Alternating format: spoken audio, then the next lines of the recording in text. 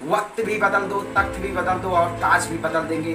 उत्तर प्रदेश में इस सरकार को जिस तरह से आज केंद्र सरकार 2 डोज देने का काम कर रही है, उसी तरह इस सरकार को आने वाले 2022 में हम पहला डोज देंगे और 2024 में इस सरकार को दूसरा डोज देंगे। तभी इस कोरोना जैसी वैश्विक महामारी और भाजपा जैसी महामारी का खात्मा होगा इस देश में। जनता की आवाज को दबाया जाता है, जनता के आज युवाओं की आवाज को दबाया जाता है। अगर कोई भी युवा सरकार के खिलाफ आवाज उठाता है तो उसको जेल की सलाखों के पीछे भेज दिया जाता है। जो सत्ता में बैठे हुए सत्ता के हुक्के मार जो अपने स्वार्थ की राजनीति कर रही हैं, ये सबसे बड़े इस वक्त में भारतीय जनता पार्टी सबसे बड़ी भ्रष्ट सरकार हो चुकी है। इस वक्त देश में महामारी फैली हुई है, वैश्विक महामारी, और भारतीय जनता पार्टी के शासनकाल में जनता त्रस्त है। इस वक्त देश में बेरोजगारी, भूखमरी, छात्रों को आपने भी देखा होगा उनके एग्जाम कैंसिल हो रहे हैं। लेकिन यही देश में चुनाव होता है। आपने बंगाल का चुनाव देखा होगा। जब देश में चुनाव आते हैं तो चुनाव समय पर होते हैं। चाहे आप आने वाला अभी उत्तर प्रदेश चुनाव देख लीजिएगा, कोरोना वैश्विक महामारी में ही बंगाल के चुनाव हुए और इस देश के शासनकाल में भारतीय जनता पार्टी कह रही है कि सब देश में अच्छे दिन आ गए हैं। अभी आपने देखा होगा, उत्तर प्रदेश की बात करते हैं। उत्तर प्रदेश के शासनकाल में 20 करोड़ के आसपास हमारी पॉपुलेशन है, 20 करोड़ से 24 करोड़ के बीच। वहाँ पे सरकार तथ्यों को छुपा रही है और लोगों की आवाज़ को दबा रही है। जो 2 जून की रोटी, कपड़ा और मकान की बात होती है, आज वो लोगों को नहीं मिल पा रहा है। ये सिर्फ और सिर्फ सरकार तुष्टीकरण ही इसका अंतिम पड़ाव रह गया है। ये तुष्टीकरण की राजनीति करती हुई आ रही है। वक्त भी बदल दो, तख्त भी बदल दो और ताज भी बदल देंगे। उत्तर प्रदेश में इस सरकार को जिस तरह से आज केंद्र सरकार 2 डोज देने का काम कर रही है, उसी तरह इस सरकार को आने वाले 2022 में हम पहला डोज देंगे और 2024 में इस सरकार को दूसरा डोज देंगे। तभी इस कोरोना जैसी वैश्विक महामारी और भाजपा जैसी महामारी का खात्मा होगा इस देश के। इस देश में जनता त्राहिमाम कर रही है और देश में सरकार मस्त है। इस वक्त आपने देखा होगा 35,000 करोड़ का सबसे बड़ा सुप्रीम कोर्ट ने, जो आपने खबर देखी होगी, सुप्रीम कोर्ट ने केंद्र सरकार से जवाब मांगा है कि आपने बजट में जो 35,000 करोड़ की कोरोना वैश्विक महामारी में वैक्सीन का बजट जो घोषित किया गया था, उसका आखिर ब्यौरा कहाँ पे है।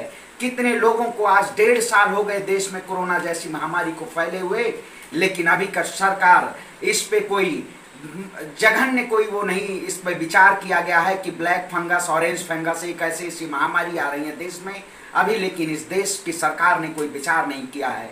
आप देखिए अमेरिका में वैक्सीन 33 करोड़ में 29 करोड़ को वैक्सीनेशन हो गया है, लेकिन 140 करोड़ की जनता हिंदुस्तान में अभी तक 20 से 22 करोड़ लोगों को सिर्फ वैक्सीन मिल पाई है। आखिर उसी तर्ज पे सुप्रीम कोर्ट ने सरकार को फटकार लगाई है, क्योंकि अंधभक्त कुछ हैं कि आज इंटेलेक्चुअल लोग अगर बात करते हैं तो अंधभक्त उनको जवाब देते हैं कि आप चमचे हैं, चापलूस हैं। अब आखिर सुप्रीम कोर्ट को क्या कहेंगे। सुप्रीम कोर्ट ने केंद्र सरकार को फटकार लगाई है। देश में आप दिल्ली में देख लीजिए, पर्यावरण, पेड़ नहीं है, पॉपुलेशन, ऑक्सीजन की कमी है, लेकिन यही 20,000 करोड़ का सेंट्रल विस्टा प्रोजेक्ट बन रहा है। सेंट्रल विस्टा प्रोजेक्ट आप प्रधानमंत्री आवास की जरूरत है, देश के जनता के टैक्सों को आवास और पार्लियामेंट की जरूरत है। इस वक्त में आखिर जनता की आवाज को दबाया जाता है, जनता के आज युवाओं की आवाज को दबाया जाता है। अगर कोई भी युवा सरकार के खिलाफ आवाज उठाता है तो उसको जेल की सलाखों के पीछे भेज दिया जाता है। हम एक देश के युवा हैं, हमारे व्यक्ति को कुचल सकते हो लेकिन व्यक्ति के विचारों को नहीं कुचल सकते हो। भगत सिंह ने कहा था, तो हम भगत सिंह के वंशज हैं, हम क्रांतिकारी हैं। हमारी आवाज को ये सरकार दबा नहीं सकती है। हम जेल में जाने के लिए तैयार हैं। अगर सरकार हमारी बातों को नहीं सुनती है तो हम देश में युवा हम एक क्रांति के रूप में इस आगाज करेंगे और इस सरकार के खिलाफ संपूर्ण क्रांति आंदोलन का आह्वान किया जाएगा। इस सरकार के खिलाफ ये देश का नौजवान हो या छात्र हो या शिक्षक हो, इस सरकार को मुंहतोड़ जवाब देने का वो करेगा और हमारी आवाज को ये सरकार जेल की सलाखों के पीछे नहीं दबा सकती है। हम अपनी फांसी पर चढ़ने के लिए तैयार हो जाएंगे अगर इस देश में आंच आएगी, इस देश की जनता को आंच आएगी। ये जो सत्ता में बैठे हुए सत्ता के हुक्के मार जो अपने स्वार्थ की राजनीति कर रही हैं। ये सबसे बड़े इस वक्त में भारतीय जनता पार्टी सबसे बड़ी भ्रष्ट सरकार हो चुकी है, जो कि चाहे वैक्सीन महामारी सर में लोगों को आप देखिए, मनरेगा के तहत लोगों को रोजगार चाहिए, कोटा के तहत लोगों को चावल और गेहूं मुहैया कराने चाहिए, कोई नहीं व्यवस्थाएं, उचित व्यवस्था पे स्वास्थ्य नहीं है आज देश में। राम के भरोसे चिकित्सा व्यवस्था इस समय केंद्र सरकार के शासनकाल में है। आखिर 70 साल में जो महंगाई नहीं हुई वो भारतीय जनता पार्टी के 7 साल में महंगाइयां हो गई हैं। हम देशवासी क्या करेंगे? आज 100 रुपए लीटर पेट्रोल है, 200 रुपए किलो सरसों का तेल है। जो सरकार कहती थी आत्मनिर्भर, देश को आत्मनिर्भर बनाएंगे, आत्मनिर्भर में आज पकौड़ा तलने के लिए देश के लोगों को, जिसको कहती थी सरकार पकौड़ा तले, आज पकौड़ा तलने के लिए 200 रुपए सरसों का तेल है। आखिर पकौड़ा कैसे तला जाएगा? बात इस बात की है कि इस सरकार को, आप युवाओं इस सरकार के खिलाफ आवाज उठाओ। अगर आज आवाज नहीं उठाओगे तो ये सरकार, जैसे आपको अंग्रेजों ने गुलाम बना दिया था, वैसे ये सरकार आपको गुलाम बना देगी और आप एक सिर्फ चंद रोटी के लिए रह जाएंगे। आपको सरकार कहेगी रोटी खाइए। तो इसीलिए इस युवाओं को, देश के युवाओं से मैं कहना चाहता हूं, इस सरकार के खिलाफ आवाज उठाओ। सरकार एक व्यक्ति को जेल में भर सकती है, 137 करोड़ जनता को जेल में भर नहीं सकती है। हम इस सरकार के खिलाफ आवाज उठाते रहेंगे, चाहे सरकार एनएसए लगाए, सीबीआई लगाए, एनआईए लगाए, हमें जेल भेजे, लेकिन इस युवा की आवाज दबा नहीं सकते हैं। हम इस सरकार को गिराने का काम करेंगे। अगर देश के नौजवान और किसान और देश के छात्र के हित की अगर ये सरकार बात नहीं करती है तो इस सरकार को मुंहतोड़ जवाब दिया जाएगा।